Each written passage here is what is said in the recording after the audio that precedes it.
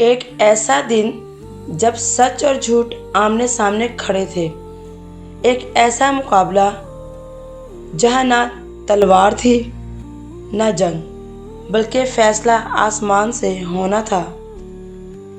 آخر وہ کون سا واقعہ تھا جس نے دشمنوں کو بھی پیچھے ہٹنے پر مجبور کر دیا؟ ساتھیوں، آج ہم سنیں گے تاریخ کا عظیم واقعہ مباہلہ۔ اللہ رب العزت نے حق اور باطل کو پرکھنے کے لیے اپنی کتابیں، وحی اور پیغمبروں کو مبعوث فرمایا تاکہ انسانیت کی رہنمائی ہو اور بنی نوع انسان صراط مستقیم پر آ جائیں۔ اللہ کے پیغمبر ہر وقت اپنی محنتوں اور کاوشوں کو استعمال کرتے اور اپنی امتوں کو راہ ہدایت پر لانے کی ہر ممکن کوشش کرتے۔ اس کے باوجود اگر امت حق کو قبول نہ کرتی تو ان پر حجتوں کو تمام کر دیا جاتا، پھر اللہ کا عذاب ان کا مقدر بن جاتا۔ ان سب کے علاوہ حق و باطل کو ثابت کرنے کا ایک طریقہ مباہلہ بھی تھا جو اللہ کے نبیوں نے کفار سے کیا، جس میں دو افراد یا قبیلے ایک دوسرے کے مقابلے میں اللہ کی بارگاہ میں التجا کرتے تھے کہ جھوٹے پر اللہ کی لعنت ہو اور جو حق پر نہ ہو اس پر اللہ کا غضب نازل ہو جائے اور وہ ہلاک ہو جائے۔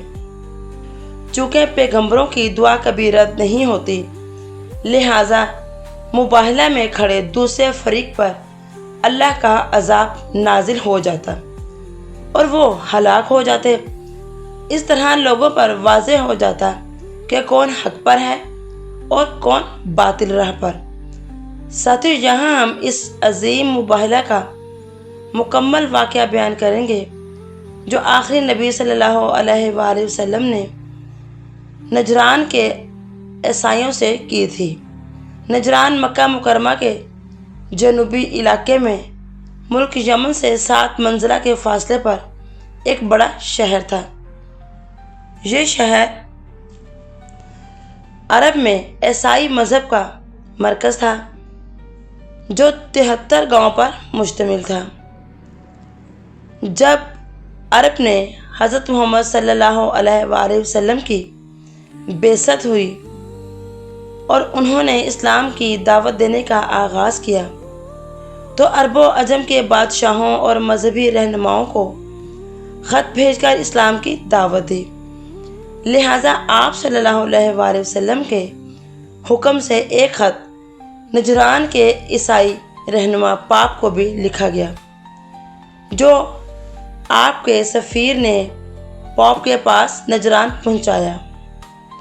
خط کچھ یوں تھا: شروع کرتا ہوں خدا ابراہیم، یعقوب و اسحاق کے نام سے، خدا کے رسول محمد صلی اللہ علیہ وآلہ وسلم کی جانب سے نجران کے پاپ کے نام، میں ابراہیم و اسحاق اور یعقوب کے خدا کی تعریف کرتا ہوں اور تمہیں بندوں کی پرستش بند کر کے خدا کی عبادت کرنے کی دعوت دیتا ہوں۔ اگر تمہیں ہماری دعوت منظور نہیں تو یہ جزیہ ادا کرو، ورنہ تمہارا انجام برا ہوگا۔ پوپ نے خط پڑھنے کے بعد تمام مذہبی شخصیات کو مشورے کے لیے بلایا۔ ان لوگوں میں شرجیل علم و عقل میں نہایت ہی بہتر شخص تھا۔ اس نے مشورہ دیا اور کہا کہ اکثر اپنے بزرگوں سے سنا ہے کہ ایک دن منصب نبوت اسحاق کی نسل سے نکل کر اسماعیل کی اولاد میں منتقل ہو جائے گی۔ ممکن ہو کہ محمد صلی اللہ علیہ وآلہ وسلم اسماعیل کی ہی اولاد میں سے ہوں اور یہ وہی پیغمبر ہوں جن کی بشارت ہمیں دی گئی ہے۔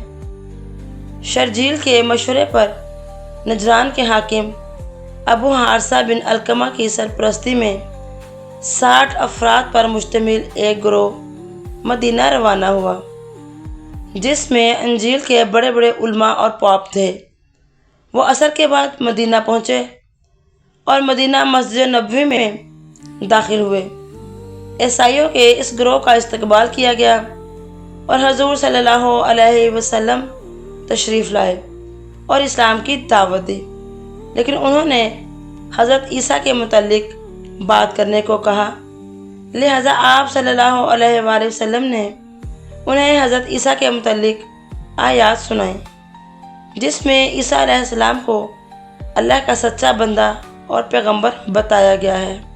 نجران کے پادری نے ان آیات کا انکار کر دیا اور اپنا کفریہ عقیدہ پیش کیا۔ اس کے مطابق حضرت عیسیٰ، بی بی مریم اور اللہ رب العزت کو ایک ہی روح اور معبود مانتے تھے۔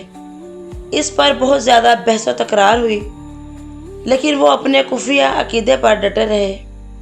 نبی صلی اللہ علیہ وآلہ وسلم نے ہر ممکن دلائل دیے، لیکن انہوں نے انکار کر دیا، یہاں تک کہ سورۃ الاعراف کی آیت نازل ہوئی، اے پیغمبر، علم آ جانے کے بعد جو لوگ تم سے بحث کریں ان سے کہہ دو، آؤ ہم اپنے اپنے فرزند، اپنی اپنی عورتوں اور اپنے اپنے نفسوں کو بلائیں، پھر خدا کی بارگاہ میں دعا کریں کہ جھوٹوں پر اللہ کی لعنت ہو۔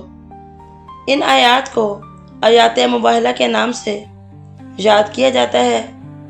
نبی صلی اللہ علیہ وآلہ وسلم نے ان نصرانی علماء سے مباہلہ کے لیے کہا تو انہوں نے ایک دن کی مہلت مانگی۔ دوسرے روز رسول اللہ صلی اللہ علیہ وآلہ وسلم حضرت علی کے گھر تشریف لائے اور اپنے پاک نواسے امام حسن کا ہاتھ پکڑا اور امام حسین کو گود میں بٹھایا، اور حضرت علی اپنی لخت جگر جنتی عورتوں کی سردار بی بی فاطمہ رضی اللہ تعالیٰ عنہ کو ساتھ لے کر مباہلہ کے لیے روانہ ہوئے۔ جب آپ اپنے اہل بیت کے ساتھ مدینہ کے باہر کھلے میدان میں تشریف لائے، جب نصارہ نے آپ صلی اللہ علیہ وآلہ وسلم اور آپ کے اہل بیت کو دیکھا تو ان کے سربراہ ابو حارثہ سے پوچھا کہ یہ لوگ کون ہیں جو محمد صلی اللہ علیہ وآلہ وسلم کے ساتھ آئے ہیں؟ جواب ملا، وہ جو ان کے آگے آگے آ رہے ہیں وہ ان کے چچا زاد بھائی اور ان کی بیٹی کے شریک حیات، اور مخلوقات میں ان کے نزدیک سب سے زیادہ محبوب کوئی نہیں۔ وہ 2 بچے ان کے فرزند ہیں جو ان کی بیٹی سے ہیں، اور وہ جو خاتون ہیں وہ ان کی بیٹی فاطمہ رضی اللہ تعالیٰ عنہ ہیں، جو خلق خدا میں ان کے لیے سب سے زیادہ عزیز ہیں۔ نبی صلی اللہ علیہ وآلہ وسلم مباہلے کے لیے 2 زانوں بیٹھ گئے، جس طرح انبیاء مباہلے کے لیے بیٹھا کرتے تھے۔ ابو حارثہ نے کہا، اگر محمد برحق نہ ہوتے تو مباہلے کی جرات نہ کرتے۔ اگر وہ ہمارے ساتھ مباہلہ کریں تو ہم پر 1 سال گزرنے سے پہلے کوئی نصرانی باقی نہیں رہے گا۔ ایک روایت کے مطابق بنی حارثہ نے کہا کہ میں ایسے چہرے دیکھ رہا ہوں جو کہ اگر خدا سے التجا کریں تو پہاڑ بھی اپنی جگہ سے ہل جائیں گے۔ بس مباہلہ مت کرو ورنہ ہلاک ہو جاؤ گے، یہاں تک کہ ایک عیسائی بھی زمین پر باقی نہ رہے گا۔ اس کے بعد ابو حارثہ نبی صلی اللہ علیہ وآلہ وسلم کی خدمت میں حاضر ہوئے اور کہا، اے محمد صلی اللہ علیہ وآلہ وسلم، ہمارے ساتھ مباہلے سے چشم پوشی کریں اور ہمارے ساتھ مصلحت کریں، اور ہم ہر وہ بہتر چیز ادا کرنے کے لیے تیار ہیں جو ہم ادا کر سکتے ہیں۔ صلی اللہ علیہ وآلہ وسلم نے ان کے ساتھ مصلحت کرتے ہوئے ان سے جزیہ دینے کو کہا اور ایک خاص رقم دینے کا معاہدہ کیا۔ نبی صلی اللہ علیہ وآلہ وسلم نے صلح نامہ لکھوایا، پھر عیسائی نجران پلٹ گئے۔ ان کے جانے کے بعد نبی صلی اللہ علیہ وآلہ وسلم نے فرمایا، خدا کی قسم، ان کے قبضہ قدرت میں میری جان ہے کہ ہلاکت اور تباہی نجران والوں کے قریب آ چکی تھی۔ اگر وہ میرے ساتھ مباہلہ کرتے تو بے شک ساری وادی آگ کے شعلوں میں لپٹ جاتی، ان کے درختوں کے اوپر ایک پرندہ بھی باقی نہ رہتا، اور تمام عیسائی 1 سال کے عرصے میں ہلاک ہو جاتے۔ اور تمام عیسائی ایک سال کے عرصے میں ہلاک ہو جاتے۔ نصرانیوں کے نجران واپسی کے کچھ عرصے کے بعد ان کا سردار اور عاقب کچھ تحائف لے کر نبی صلی اللہ علیہ وآلہ وسلم کی خدمت میں حاضر ہوئے اور وہ مسلمان ہو گئے۔ مباہلے کا دن اہل اسلام کا نصرانیوں پر فتح کا دن ہے، جس دن اللہ رب العزت نے آپ کی اور اہل بیت کی برکت سے نجران کے عیسائیوں پر حق واضح کیا اور دین کو برتری عطا فرمائی۔ عرب و عجم میں اس سچے دین کو برتری عطا فرمائی۔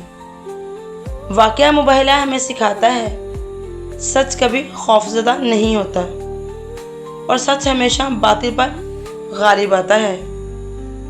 ساتھیو، آج بھی دنیا میں سچ اور جھوٹ کی جنگ جاری ہے، لیکن واقعہ مباہلہ ہمیں سکھاتا ہے کہ جو اللہ پر یقین رکھتا ہے وہ کبھی نہیں ڈرتا۔